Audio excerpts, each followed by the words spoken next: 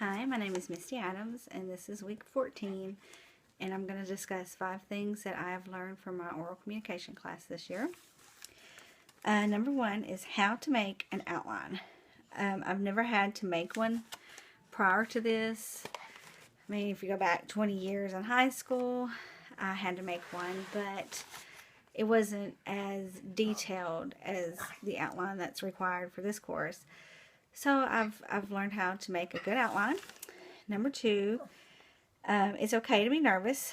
I'm not the only one that is nervous doing these. Even though I'm by myself, it's still very nerve-wracking to think that people are going to be watching me.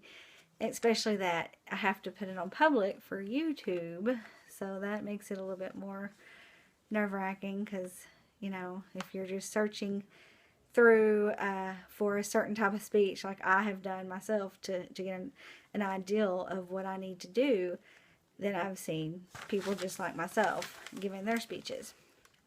Number 3, to look my audience in the eyes and let each person during my speeches think that I'm talking to them specifically.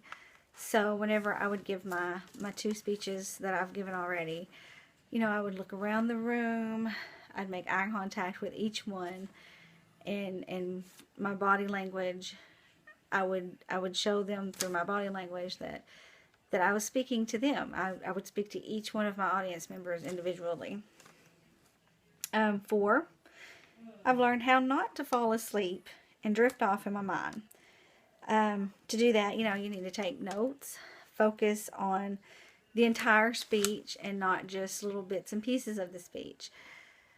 I've been bad in the past that during a speech that I'm listening to someone, and if it's not real interesting to me, you know, I would try to kind of doze off, or not really doze off, but in my mind drift away. My eyes are open and I'm looking at them, but in my mind, I'm in another world. I'm thinking of, you know, my grocery list. So I've learned, and you know, not to do that. I need to take notes and make myself pay more attention to them. And the 5th one is not to wait till the day or the last week whenever my reports are due or my speeches are due. Start reading it out loud and practicing it earlier in the week. My very first speech, I worked on it and I worked on it, but I didn't actually start practicing it until a couple of days before.